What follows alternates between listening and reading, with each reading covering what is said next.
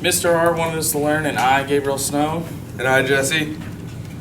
from his third period chemistry class. I've learned to an A level, and I have too. we'll try to remember the following concepts forever and ever.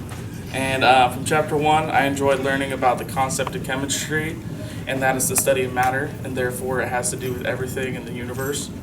I found in chapter 1 it really interesting how chemistry is the study of matter and how it affects everything around us. In chapter 2, I learned the concept of matter and change and what a substance changes into in a chemical reaction.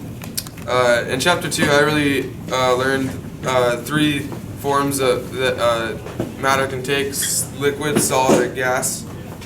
I like the concept that in chemistry you can learn all the different units and what they mean. I also found the conversion factors interesting in that you can convert from any unit into a completely different unit. In chapter 3, I learned the importance of measurements in chemistry and how we use scientific notations. In chapter 4,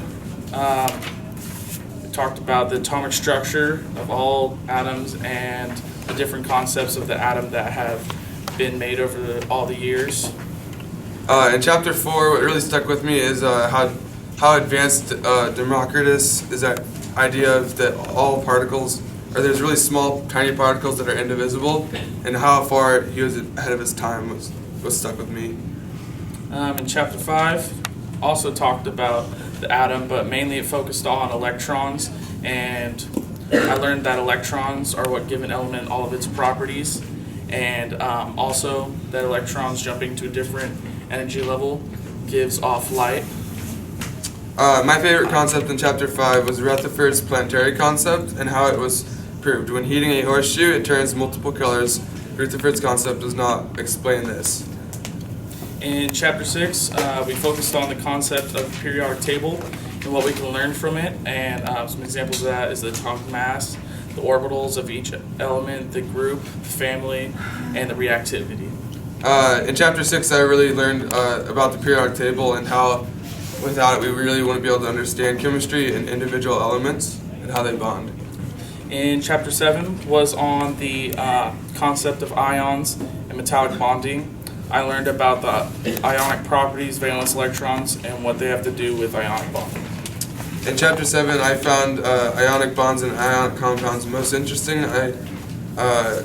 Although they are composed of ions, ionic compounds are electrically neutral, and I found that really interesting.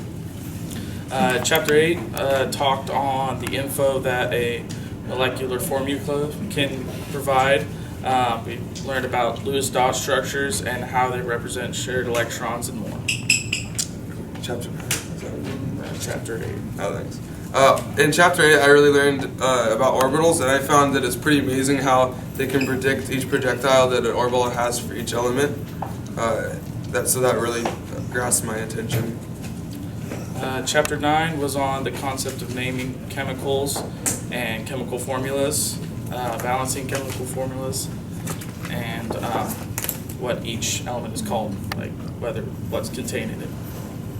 In chapter 9, we learned how to write out chemical bonding formulas, and it really helped me understand how 2 elements bond together and which ones can and cannot and be stable. Chapter 10, I learned about moles, measuring matter, and Avogadro's number, which is 6.02 times 10 to the 23rd power. In chapter 10, I found that moles were huge in chemistry. I didn't really realize that you had 1 unit for all to bring and convert into everything, so that was pretty cool. In chapter 11, we learned about the concept of chemical reactions, what a catalyst is, and how to identify when a chemical reaction is taking place, and about the different types of chemical reactions. In chapter 11, I thought it was cool that net ionic equation showed only the particles in the equation and that the mass and the charge balanced the equation. And that concludes our presentation.